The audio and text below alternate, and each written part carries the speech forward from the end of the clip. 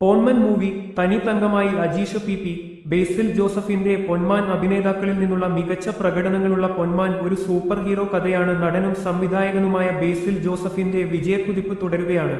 2025-ൽ പ്രാവിൻകൂട് ഷാപ്പു എന്ന crime ത്രില്ലറിലൂടെ account തുറന്ന ബേസിൽ പൊന്മാനിലൂടെ വീണ്ടും പ്രേക്ഷകരുടെ മുന്നിലേക്കെത്തുകയാണ്. അത് സസ്പെൻസിന്റെ ഒരു കുടുംബ നാടകമാണ്. ജിആർ ഇന്ദുഗോപന്റെ 4 ചെറുപ്പക്കാർ എന്ന നോവലിൽ നിന്നാണ് പൊന്മാൻ രൂപപ്പെടുത്തിയിരിക്കുന്നത്. കൂടാതെ അത് അധസ്ഥിതരുടെ പോരാട്ടങ്ങളെയും അവരുടെ ജീവിതം എങ്ങനെ ഭൗതിക കാര്യങ്ങൾക്കപ്പുറമാണ് എന്നതിനെയും മികച്ച രീതിയിൽ പകർത്തുന്നു.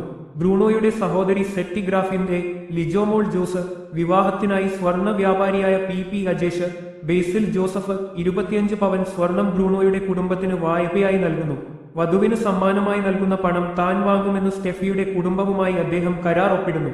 കടം നൽകിയ സ്വർണത്തിനൊപ്പം പണം കൂടിയില്ലെങ്കിൽ നഷ്ടപരിഹാരമായി ആഭരണങ്ങൾ തിരിച്ചുപിടിക്കും. ബ്രൂണോയുടെ ആവേശകരമായ പെരുമാറ്റം സ്റ്റെഫിയുടെ വിവാഹത്തിന് കുറച്ച് ആളുകൾ വരുന്നതിലേക്ക് നയിക്കുന്നു. ഒടുവിൽ അവർക്ക് പണത്തിന്റെ അഭാവം.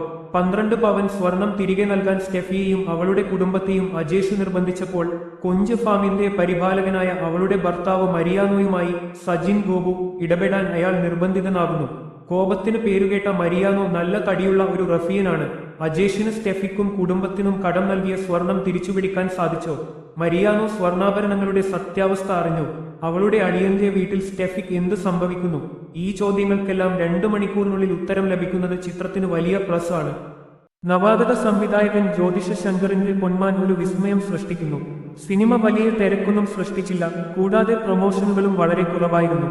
പക്ഷേ സിനിമയുടെ ലോകത്തേക്ക് നിങ്ങളെ കൊണ്ടുപോകാൻ ഫലപ്രദമായ കഥ മതിയെന്ന സത്യം ആവർത്തിക്കുന്ന ചിത്രമാണിത്. ദൈനംദിന ജീവിതം നയിക്കാൻ പാടുപെടുന്ന സ്റ്റെഫിയുടെയും അവളുടെ സഹോദരൻ ബ്രൂണോയുടെയും അമ്മയുടെയും ജീവിതം ഞങ്ങൾ പരിചയപ്പെടുത്തുന്നു. സ്ത്രീധനമല്ലാതെ മറ്റൊന്നും പ്രതീക്ഷിക്കാത്ത ഒരു കുടുംബത്തിന് ഒരു മകളെ വിവാഹം കഴിക്കുന്നത് എങ്ങനെയാണ് നഗ്നയാഥാർത്ഥ്യത്തെ പ്രതിഫലിപ്പിക്കുന്നത്. നമ്മൾ ദിവസവും കണ്ടുമുട്ടുന്ന പലരുടെയും സ്വഭാവ പഠനമാണ് പൊന്മാൻ.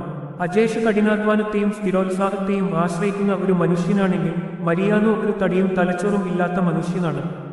ജീവിതത്തിന്റെ യാഥാർത്ഥ്യത്തെ അഭിമുഖീകരിക്കാൻ ബ്രൂണോ നിർബന്ധിതനാകുന്നു. അത് അവന്റെ ആവേശകരമായ പെരുമാറ്റത്തെക്കുറിച്ച് കഠിനമായ പാഠം പഠിക്കാൻ പ്രേരിപ്പിക്കുന്നു.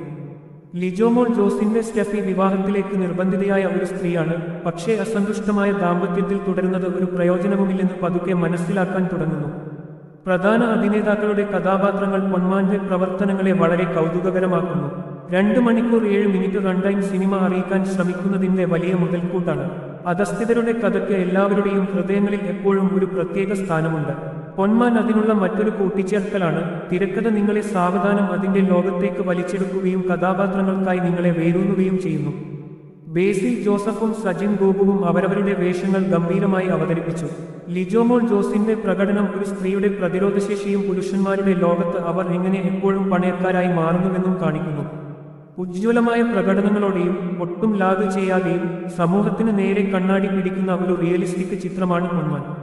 പ്രധാന അഭിനേതാക്കളിൽ നിന്നുള്ള മികച്ച പ്രകടനങ്ങളുള്ള പൊന്മാൻ ഒരു സൂപ്പർ ഹീറോ കഥയാണ്.